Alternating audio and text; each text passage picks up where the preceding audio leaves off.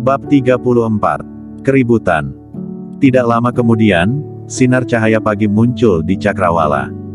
Matahari perlahan-lahan terbit dari bawah Cakrawala, menerangi bumi yang gelap. Semalam Kingston pergi mengunjungi 3 keluarga besar. Membunuh 3 kepala keluarga besar itu dan membawa kepala mereka untuk mengunjungi kakeknya sebagai bentuk penghormatan, juga penghormatan untuk para anggota keluarga Jiang yang mati sengsara. Hari ini adalah hari di mana Jiangzhong diserang dengan berita besar. Hari ini adalah hari besar bagi 5 distrik besar. Selama ini, belum ada pengumuman resmi untuk upacara suksesi Raya Xiaoyao, tapi pagi ini tiba-tiba dirilis bahwa upacara suksesi akan diadakan siang ini, di salah satu pangkalan militer di Jiangzhong.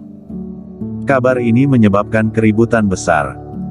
Sejumlah besar orang masih memikirkan segala macam cara untuk mendapatkan undangan, tapi mereka sudah mengumumkan hari suksesi. Kemudian, sebuah berita besar lagi-lagi menyapu Jiangzhong.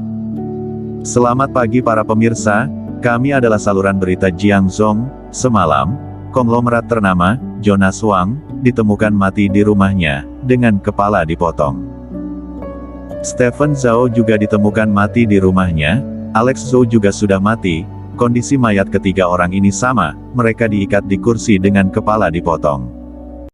Departemen terkait sudah mulai menyelidiki. Untuk berita selanjutnya, mohon ikuti terus saluran ini. Sebuah berita menyebabkan keributan besar. Apa? Jonas Wang, kepala keluarga Wang, salah satu dari 4 keluarga besar, kekayaannya mencapai beberapa puluh miliar yuan. Stephen Zhao, kepala keluarga Zhao, salah satu dari 4 keluarga besar, kekayaannya juga mencapai beberapa puluh miliar yuan. Alex Zhou, kepala keluarga Zhou, salah satu dari 4 keluarga besar, kekayaannya juga sangat tinggi. Apa yang terjadi? Siapa yang berani membuat keributan di hari upacara suksesi Raja Xiaoyao? Terlebih lagi yang mati bukan orang biasa, melainkan adalah konglomerat terkenal Jiangzhong. Orang ini jelas ingin mencari masalah dengan Raja Xiaoyao. Semua orang pun membicarakan kejadian ini.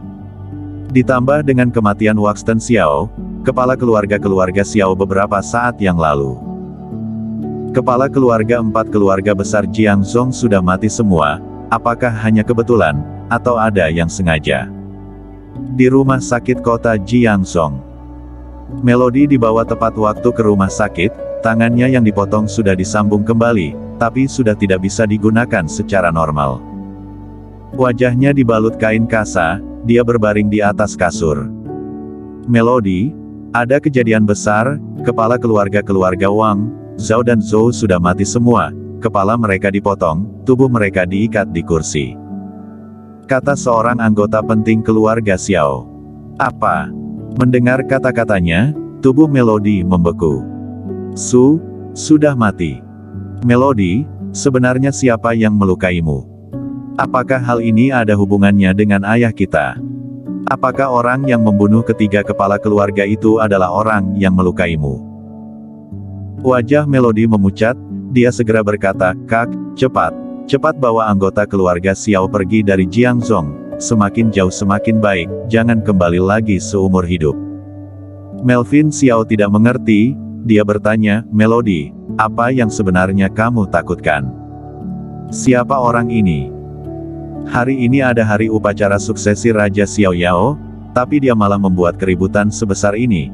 Dia jelas-jelas sedang mencari masalah dengan Raja Xiaoyao. Raja Xiaoyao mana mungkin membiarkannya begitu saja? Jangan tanya, dengarkan aku, cepat pergi, kalau tidak akan ada yang tersisa sedikitpun dari keluarga Xiao." Melody benar-benar ketakutan. Dia adalah naga hitam. Raja Xiaoyao tidak ada apa-apanya. Kalau Raja Xiaoyao berani menghalanginya, Melody percaya, Raja Xiaoyao juga akan mati. Melvin tidak mengerti, namun dia mengangguk, "Baik, aku akan segera mengatur para anggota keluarga meninggalkan Jiangzhong, tapi, bagaimana denganmu?" Melody menggelengkan kepalanya, "Tidak ada gunanya. Aku telah melakukan dosa besar, tidak peduli aku lari kemana, tidak ada gunanya, kakak pertama, kamu pergilah, jangan pedulikan aku lagi." Melody tahu orang seperti apa naga hitam itu. Dia adalah orang yang berdiri di atas piramid. Lari. Bagaimana? Kemana? Dia percaya, tidak peduli dia lari kemana, naga hitam tetap akan menemukannya, saat itu dia akan semakin disiksa. Sedangkan kalau dia bisa menemukan peta tempat tinggal Huayue-san, maka dosanya mungkin bisa terbayar, dan dia pun bisa tetap hidup, bahkan bisa melindungi keluarga Xiao. Melvin tidak tahu kenapa Melody setakut ini. Tapi dia tahu, Melody pasti tahu siapa sebenarnya yang membunuh ayahnya, juga tahu orang ini adalah orang yang membunuh kepala keluarga-keluarga besar lainnya. Seketika, dia teringat dengan sebuah keluarga. Keluarga Jiang. Karena yang punya dendam dengan keluarga Xiao, dan juga dendam kesumat dengan 3 keluarga besar lainnya hanya ada satu keluarga besar. Yaitu keluarga Jiang yang dihancurkan 10 tahun yang lalu. Dia pintar membaca suasana, dia pun tidak bertanya lagi, juga tidak berbicara lagi, dia langsung berbalik dan pergi. Melody berbaring di atas kasur, saat ini, seluruh harapannya sudah pupus. Selama ini dia selalu berharap mengembalikan keluarga Xiao ke puncak. Sekarang dia tahu sudah tidak ada harapan lagi, para anggota keluarga Xiao bisa tetap hidup sudah sangat beruntung. Naga hitam yang sangat menakutkan, dia benar-benar mau menghabiskan 4 keluarga besar sampai tak bersisa, tapi benar juga, karena kejadian 10 tahun yang lalu, diganti jadi siapapun, kebenciannya juga akan susah dihilangkan. Melody menggumam sendiri dengan nada putus asa. Di saat yang bersamaan, di sebuah pangkalan militer, Raja Xiao Yao memakai seragam perang, di seragam itu ada 5 bintang. Raja, semalam terjadi sesuatu, ada beberapa orang dibunuh, orang-orang ini adalah orang kepercayaan Raja Xiao Yao berjalan kemari dan melaporkan kejadian ini. Kening Raja Xiao Yao berkerut. Perbuatan naga hitam.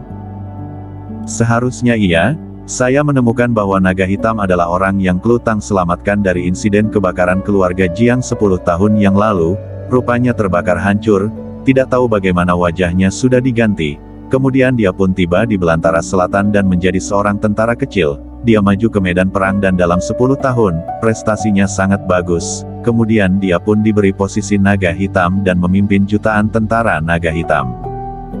Mendengar laporan ini, Raja Xiao Yao tidak mengerti. Dia pun bertanya, dia dan 4 keluarga besar ada dendam apa?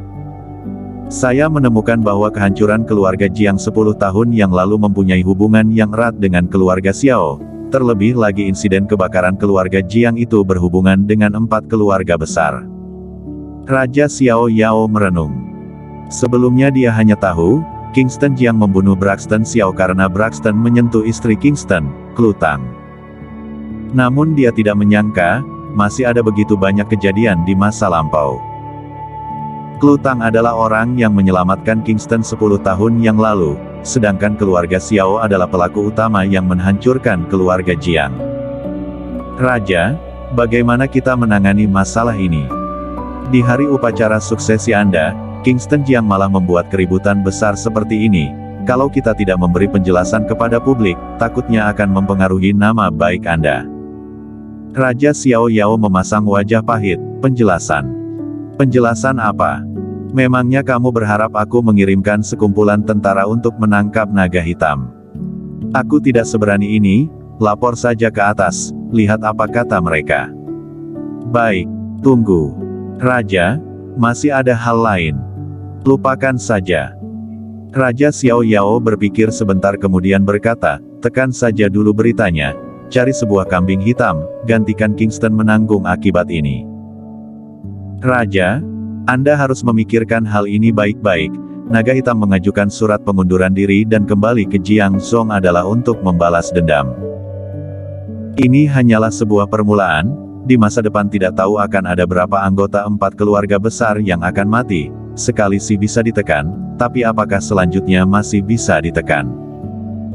Salah-salah, hal ini akan menyebabkan keributan besar, terlebih lagi hal ini berada di yurisdiksi Anda, kalau sampai atasan menyalahkan, tanggung jawab ini. Tekan. Raja Xiao Yao menghirup nafas dalam. Siapa itu naga hitam? Dia adalah komandan di Belantara Selatan, kemampuan perangnya bak dewa, keahliannya nomor 1 di dunia, ilmu kedokterannya tidak ada duanya. Dia percaya atasan tidak akan menyusahkan naga hitam. Kalau dia melapor ke atas, atasan mungkin akan curiga kepadanya, merasa dia mempunyai maksud untuk memfitnah naga hitam. Saat itu, kalau gelar ini ditaruh di atas kepalanya, dia tidak akan bisa menanggungnya. Baik, saya akan mencari cara sekarang juga, memberitahu media dan memberikan penjelasan kepada mereka. Orang kepercayaan Raja Xiao Yao pun pergi. Raja Xiao Yao pun merenung. Atasan pasti tahu latar belakang Kingston, tapi mereka tetap membiarkan Kingston datang ke Jiangzhou, kemudian memindahkannya kemari. Apa sebenarnya maksud atasan? Raja Xiao Yao menghela nafas panjang, dia juga tidak bisa menebak maksud dari para atasan. Bersambung.